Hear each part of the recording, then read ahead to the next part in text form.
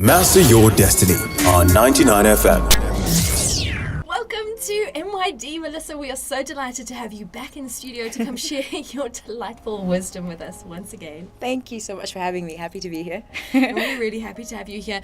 Last time you inspired us and inspired a lot of Namibians in terms of meditation, mindfulness, and a different approach to life, an approach that we hadn't perhaps thought about before, but has brought so much value to our life. So seeing as we've been discussing the mind and how to really capitalize on your mindset and how to adjust where things are not working, we thought it would be so wonderful to have your wisdom again and some direction as we navigate meditation and mindfulness. So welcome. Thank you so much. Let's start off with meditation. Maybe you can give us a recap why exactly the world is talking meditation. We've had so many guests say to us the one thing that you can do for your mind, your mindset, your brain is meditation. So it's a bit of a buzzword. Everyone's saying it. Why is it a buzzword? Why is it so popular? Because it is incredibly powerful, okay, and especially because the society in which we find ourselves now, the need is so great right now, especially given the way that we're living our lives, okay? So our lives are busier than there's ever been. There's so many different stimuli that are impacting us, and so falling into this state of overwhelm where we're constantly thinking and constantly competing and constantly pushing and trying to be more productive and whatever the case may be, it's so easy to have that kind of take on a life of its own, and you kind of lose yourself and you don't get any kind of rest. You kind of just live in a state of perpetual anxiety. And so with meditation, among its millions of benefits, which we could go into all day, one of the things that it does is just helps you bring yourself back into center. It helps you slow down. It helps you focus on what's important and what needs to get done in the here and now. It brings you back into the present, which is that's critical. so powerful. We had Dion Chang on the show, and he said that he went through a bit of a breakdown until he was introduced to meditation, and afterwards he realized that this is something he has to do every single day so that he can function in life, and he calls it his decompression time. Right. When you're doing meditation, essentially what you're doing, and again it depends on the type of meditation you do and how you do it and all these things, but you're allowing yourself to go into a state of very deep relaxation or rest, okay? You're allowing yourself to disengage from the often disempowering narratives that we have, like you're not doing enough, you're not good enough, whatever. So you just give yourself a little bit of time to really rest and recharge in a sense, even if some people, and a lot of people have this experience whereby, they go to sleep and then they wake up still really exhausted, and that's because you still have those narratives running. That anxiety is still within you. A lot of people are so stressed out and are so kind of always like this, running at that fast state, that even when they go to sleep, they actually sleep and then they wake up and sleep and wake up and sleep and wake up, and so they don't allow themselves to go to those very deep levels of rest that you get when in meditation you allow yourself to breathe and then focus. So it makes complete sense. And we also heard just recently, as we've discussed the brain and the mindset, that our subconscious mind, so our brain, is never going to sleep. We're always awake. And so if we're not having some kind of a decompression, it makes sense then that we're going to feel like we're just constantly going, because we're never getting our brains to a place where they're just calm for a second. And the other thing is, you need to remember that the things that you're thinking about or that's running through your mind, they're not necessarily relevant to what you're doing. So, and the reason why they cause us so much stress and anxiety is because generally what you're thinking about is you're either worrying about something in the future, which isn't real, or you're worrying about something that's happened in the past, which you can no longer change. And so this is why it's a leakage of your energy. It's remember we gave the example last time of, if you're working with a computer and you have 100 different windows open, you have your Word open, you have 10 different internet sites open or whatever, and then you try and do something really simple like just typing into a Word document, what you'll find is that your computer might start stalling. There might be a bit of a hiccup before it actually types. And that's because you have all these different other programs running that are not necessarily relevant to what you're doing, but they're sucking from your energetic capacity. Whereas, this doesn't say that there's anything wrong with the computer or anything wrong with your brain, it's just that if you were to close all of these windows, so if you were to shut down all of the things that are not presently relevant, then you have access to your full capacity to do whatever it is that you need to do. And then typing your name would happen straight away. Yeah, absolutely, and that makes complete sense. So now let's talk about some of those benefits. I know that the list is endless. Let's talk about them. So if you're talking about meditation, I think it makes sense to talk about it kind of in two different streams. There are a lot more, but you can talk about meditation in the sense of it as being kind of a stress relieving tool.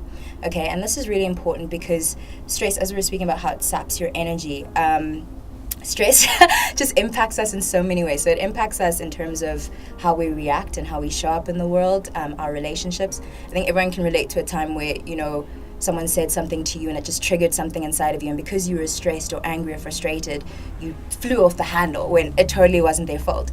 And so you have this experience of flying off the handle, and then you feel bad about it, and you go through all these emotions that are not energizing and that don't help you achieve your goals. And so when you're in a stressed kind of contracted state, you're not able to again deal with what's just in front of you. You're dealing with all this other baggage and reacting in that way. So it can impact your relationships really badly. It can impact your body, your physiology, your biochemistry. Like so many people nowadays, which I love, is so many of my clients who come to me, they have their doctors prescribing meditation, because things like irritable bowel syndrome, chronic headaches and migraines, if you've got adrenal fatigue and burnout, just all of these things from just being go, go, go and being constantly plugged in, it all has to do with stress. And meditation is one of the ultimate stress reducing or stress relieving tools. Okay, so when you want to ask yourself, okay, why do I want to meditate? Instead of trying to think of a million different benefits or reading an article and being like, oh, that sounds cool, maybe I want to do it. What I would suggest to everyone is take a moment, look at your life situation, your personal situation, and ask yourself, what is my stress costing me? Okay, so how is stress showing up in my life in ways that are undesirable and that detract from me fulfilling my personal and professional goals? Then you'll understand why you want to meditate. Absolutely, okay? that Take makes the stress complete out of the sense. equation, your life looks really different. And we're hearing it all over the place. Doctors are saying the number one killer of people today is stress, and it's a culmination of stress that has built up over time that is leading to just problems that are now too difficult to fix because we haven't found a way to decompress in the years that have gone by, and we've lived with all the stress. Absolutely. Some of the narratives you're running in your mind are literally decades old. Do you know what I mean? And you're still just that, I'm not good enough, I suck. Scientists have shown how this literally impacts our biology. It impacts the cells that produce the energy or whatever functions they perform in your body. It literally impacts our biochemistry, and this is why we fall sick. So you think these are small things, it's just stress. No, it's a big thing. And I'd also like to point out here, there's a difference between, so some people are like, no, but stress is where I get my inspiration and it forces me to do it and I'm good with deadlines. Yeah, stress is good, stress is fine, but like with everything in nature, we thrive when in balance. So being stressed or having a stress reaction and having that adrenal kick, that's good if it happens every once in a while.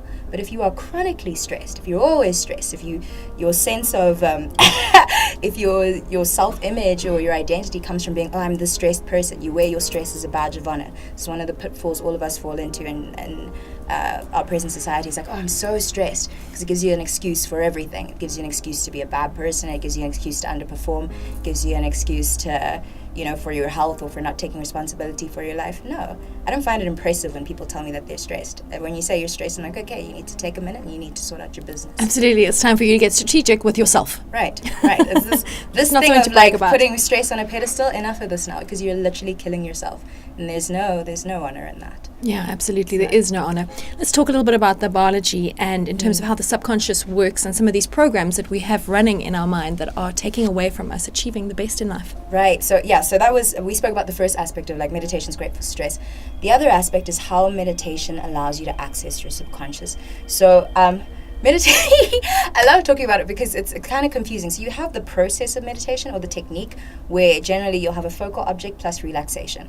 Okay, and that's the thing that gets you through the door, right? That's the process you engage in order to allow yourself to access what is essentially a different state of mind, okay? And they've mapped this out. Neuroscientists have been studying this, but generally your brain waves, which may look like little curves or sine curves, they change. The way that these things look change depending on your state of being and your state of mind. And when you meditate, essentially what you're doing is you're getting yourself into a different state of mind. And so there's two things that happen here. Is by quieting your conscious mind, you're given awareness of your subconscious. So many times you have ideas about yourself. Yes, I'm a very hardworking person. I'm going to go to gym. I'm going to do it. You do it for like 2 days and you fall off the wagon. Why? Because your subconscious doesn't support that narrative. So firstly, when you are in meditation, it gives you awareness of what's happening in your subconscious. And the second thing is it gives you the opportunity to then engage with and hack your subconscious. Okay, because when you're at that level of mind, it's almost like those programs that you have running are more susceptible to suggestion. Okay, so that's where things like affirmations come in, and that's why sometimes affirmations won't work for certain people, is because they're trying to affirm from a conscious level, and they're like, I'm the best, but you don't believe it. Okay, you take a moment, you breathe, you allow yourself to get into that state, you allow your brain waves to change into alpha, or whatever the case may be, and then when you say, I'm enough, there's a higher probability of it actually being imprinted into your subconscious. And so when working with your subconscious, yes, you want to access the right brainwave frequencies. You also generally want to use things like very strong emotions. Okay, so if people who speak about affirmations, or they teach these kind of things, they'll be like, bring some emotion into it. They'll be like, bring images into it, because that's how the subconscious learns and sees things. And also repeat it. Why do you want to meditate every day? Because the more you do it, the easier it is to do. Master Your Destiny on 99 FM.